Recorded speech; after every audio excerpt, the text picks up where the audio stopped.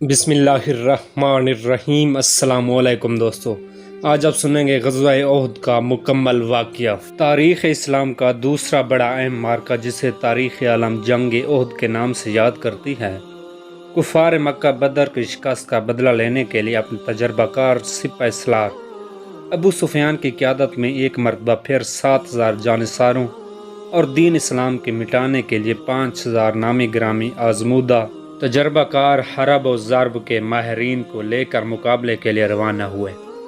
اس مرتبہ ذلیل ترین مخالف اسلام ہندہ بھی اپنے تمام تر مکاریوں، یاریوں اور دل فریبیوں کے ساتھ اپنے جوانوں کی ہمت بڑھانے کی غرض سے میدان جنگ میں پیش رہیں۔ مسلمانوں نے اس جنگ میں پیغمبر اسلام کی نافرمانی کی اور آپ کی زبردست تاکید کے باوجود بھی دنیاوی طمع و لالچ کی وجہ سے اس گھاٹی کو چھوڑ دیا، جس کے لیے پیغمبر اعظم صلی اللہ علیہ وآلہ وسلم نے فرمایا تھا کہ خواہ لشکر اسلام کسی بھی حالت میں ہو، خواہ فتح ہو یا شکست، کچھ بھی ہو مگر تمہیں یہ گھاٹی نہیں چھوڑنی۔ اس تاکید کے باوجود بھی انہوں نے گھاٹی چھوڑ دی اور مسلمانوں کو اس جنگ میں فتح حاصل ہونی تھی جو عظیم تھی۔ اس سے نہ صرف محروم رہ گئے بلکہ حضرت امیر حمزہ اور دیگر نامور صحابی ان نافرمان مسلمانوں کی وجہ سے جدا ہو گئے۔ آخر کار مولا علی علیہ السلام کی سخت جنگ کے بعد فتح مسلمانوں کو حاصل ہوئی۔ علی شیر خدا نے احد کے دن جوان مردی، حوصلہ مندی، ثابت قدمی، شجاعت و استقلال کا مظاہرہ فرمایا۔ وہ تاریخ اسلام کے لیے باعث سے فخر ہے۔ مجھے یہ کہنے میں ذرا برابر بھی عار نہیں محسوس ہوتا کہ حضرت علی اگر احد کے دوران نہ ہوتے تو مسلمانوں کی تاریخ عالم کے سامنے تمسخر بن کر رہ جاتی۔ صرف حضرت علی ہی کی ذات ایسی نظر آتی ہے جو احد کے دن آخری وقت تک میدان جنگ میں ثابت قدم رہی۔ ایک طرف مولا علی نے کفار مکہ کے جوہری حرب و ضرب کے ماہر اور بڑے بڑے نامور سرداروں، جن کی جوان مردی ضرب المثل تھی، انہیں موت کی نیند سلا دیا۔ احد کے دن آپ کا پہلا شکار عرب کا مشہور بہادر طلحہ بن طلحہ ہے، جو مشرکین کا پرچم بلند کیے ہوئے لشکر اسلام کو بار بار للکار رہا تھا، مگر آپ نے پل بھر میں اس کا غرور خاک میں ملا دیا۔ اس طرح مشرکین کا پرچم آخر جس نے بھی تھاما وہ جناب علی کے ہاتھوں مارا گیا۔ باری باری کر کے علمبردار حضرت علی کے ہاتھوں مارے گئے۔ پھر کسی میں اتنی ہمت بھی نہیں کہ وہ اپنے لشکر کا پرچم بلند کرتا، کیونکہ یہ پرچم ایسا منحوس ثابت ہوا، جس نے بھی تھاما وہ حضرت علی کے ہاتھوں مارا گیا۔ مشرکین کی فوج حضرت علی کے متواتر حملوں سے بالکل مجبور اور بے بس ہو چکی تھی۔ ایسے میں وہ تیر انداز جنہیں پیغمبر اعظم صلی اللہ علیہ وآلہ وسلم نے اس گھاٹی کی حفاظت کے لیے مامور کیا تھا، وہ مال غنیمت کی لالچ میں فرمان نبی کو بھلا بیٹھے، جس کی وجہ سے اچانک کفار نے حملہ کر دیا۔ ایک حبشی کے ہاتھوں حضرت حمزہ شہید ہوئے۔ ایسے میں صرف حضرت علی ہی تھے جو مشرکین کے مقابلے پر ڈٹے رہے۔ دوسری طرف کفار نے یہ افواہ گرم کر دی کہ ان حضرت صلی اللہ علیہ وآلہ وسلم شہید ہو گئے۔ حضرت علی علیہ السلام نے آپ صلی اللہ علیہ وآلہ وسلم کو تلاش کیا۔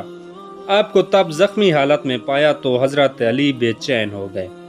ایک طرف حضرت علی پیغمبر اعظم کے زخموں کی اصلاح اور دوسری طرف مشرکین کے بڑھتے ہوئے حملوں کو روکتے۔ ایسی حالت میں پیغمبر اعظم نے حضرت علی علیہ السلام سے پوچھا، اور لوگ کہاں ہیں؟ حضرت علی نے فرمایا، سب نے نقض عہد کیا ہے۔ آپ صلی اللہ علیہ وآلہ وسلم نے فرمایا، تم نے ان کا ساتھ کیوں نہ دیا؟ حضرت علی علیہ السلام نے فرمایا، ایمان کے بعد کفر نہیں ہو سکتا۔ حضرت علی علیہ السلام نے ایک وقت میں دو اہم فرض ادا کیے، ایک طرف نصرت اسلام اور دوسری طرف رفاقت خیر الانام۔ اس موقع پر پیغمبر اعظم نے اپنے جانثار اور وفادار بھائی کی ہمت اور استقلال کو دیکھ کر عجیب محبت سے ارشاد فرمایا، علی مجھ سے ہے اور میں علی سے ہوں۔ اس آواز کے بعد ایک اور صدا گونجی، میں تم دونوں کے ساتھ ہوں۔ یہ آواز حضرت جبرائیل علیہ السلام کی تھی۔ حضرت علی کی شجاعت، بہادری، دلیری، ثابت قدمی کی بدولت رسول خدا تمام غزوات میں کامیاب و کامران ہوئے۔ اگر علی مرتضیٰ نہ ہوتے تو یہ مارکہ دین اسلام کے لیے شاید آخری مارکہ ثابت ہوتا، یا پھر حضرت علی بھی دوسرے مسلمانوں کی طرح میدان جنگ سے گھر کی راہ لیتے تو یقیناً لشکر اسلام میں کوئی بھی ایسا جریح بہادر نہ تھا جو تنہا مشرکین کے نصف لشکر کا کام تمام کرتا۔ خصوصی طور پر احد کے دن حضرت علی کی ثابت قدمی، دلیری، شجاعت کا چرچا سرزمین تک ہی نہ تھا، بلکہ آپ کی شجاعت کی داد کے لیے مالک غیبی نے صدا بلند کی اور تمام تاریخیں پکار کر کہہ رہی ہیں کہ آج ہی کے دن علی اور مرتضیٰ لا فتح الا علی لا سیف الا ذوالفقار کے لقب سے یاد کیے گئے، اور آج ہی کے دن حضرت رسول خدا صلی اللہ علیہ وآلہ وسلم نے جناب علی مرتضیٰ کی مداح میں غیب سے ناد علی کی بشارت پائی، جو صدیاں گزر جانے کے بعد بھی ہر مسلمان کی زبان پر مصیبت کی حالت میں بے ساختہ جاری ہو جاتی ہے۔ دین اسلام احد کے دن علی مرتضیٰ کی حمایت اور نصرت کا بے حد ممنون ہے۔